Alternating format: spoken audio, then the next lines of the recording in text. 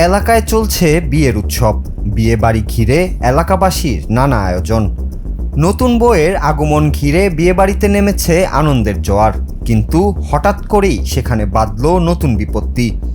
এলাকার কয়েকজন যুবক একসাথে আনন্দ করতে করতে এলো বিয়ে বাড়িতে। নববধূর আগমনী উপলক্ষে তারা বরের কাছে আবদার করলো খাওয়ানোর জন্য। আর যদি কিনে খাওয়াতে না চান তবে বরের কাছে দাবি করা হলো সমপরিমাণ টাকা। কিন্তু বর তখন পান করাতে কিংবা টাকা দিতে অস্বীকৃতি জানান। এরপরেই সেই যুবকরা তাণ্ডব শুরু করে বিয়ে বাড়িতে। প্রতিবেশীর বাড়িতে রাগে ভাঙচুর চালান তারা। শুধু এখানেই থামেননি ওই যুবকের দল। তারা মারধর করে নবদম্পতিকে। এমনকি বাধা দিতে এলে বরের বৃদ্ধ মাকেও করা হয় মারধর। পরে তারা নানা হুমকি দিয়ে ওই বিয়ে বাড়ি থেকে চলে যান। এই ঘটনার পর থেমে যায় বিয়ে বাড়ির উৎসবের আমেজ।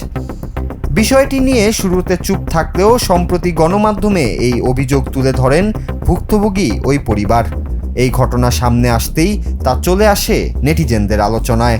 সবাই প্রশ্ন তুলতে থাকেন, শুধুমাত্র পান করানোর অনৈতিক আবদারে রাজি না হওয়ায় এই পরিবারের উপর যে নির্যাতন চালানো হলো তার বিচার কি আদৌ হবে?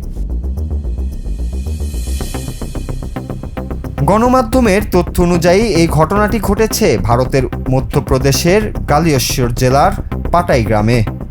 ভুক্তভোগী ওই বরের নাম মহেশ যাদব। জানা যায় গত 30 মার্চ বিয়ে করেছেন মহেশ।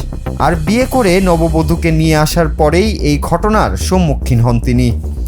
তরুণের অভিযোগ, নতুন বউ নিয়ে বাড়িতে পৌঁছাতেই কয়েকজন প্রতিবেশী তাদের বাড়িতে ভিড় জমান। তার বাড়িতে তখন অন্য অতিথিরা খাওয়া দাওয়া করছিলেন। সকলের সামনেই মহেশ এবং তার মায়ের কাছে খাওয়ানোর জন্য টাকা চান ওই প্রতিবেশীরা।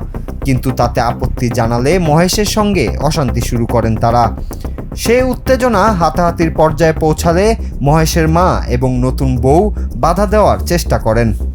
মহেশ আরও অভিযোগ করেন, হাতাহাতির এক পর্যায়ে প্রতিবেশীরা তাদের ওপর চড়াও হন। অভিযোগ উঠেছে বাড়িতে লুটপাট চালিয়ে তারা জোরপূর্বক টাকা আদায় করেন এবং বেশ কিছু মূল্যবান জিনিসপত্র নিয়ে যান। ঘটনার পর মহেশ, তার মা এবং নববধূকে প্রাথমিক চিকিৎসা দেওয়া হয়েছে। এই ঘটনায় মহেশের পরিবার প্রতিবেশীদের বিরুদ্ধে থানায় একটি লিখিত অভিযোগ দায়ের করেছেন। তাদের অভিযোগের ভিত্তিতে মধ্যপ্রদেশ পুলিশ ঘটনার তদন্ত শুরু করেছে বলে জানিয়েছেন দায়িত্বরত কর্মকর্তারা।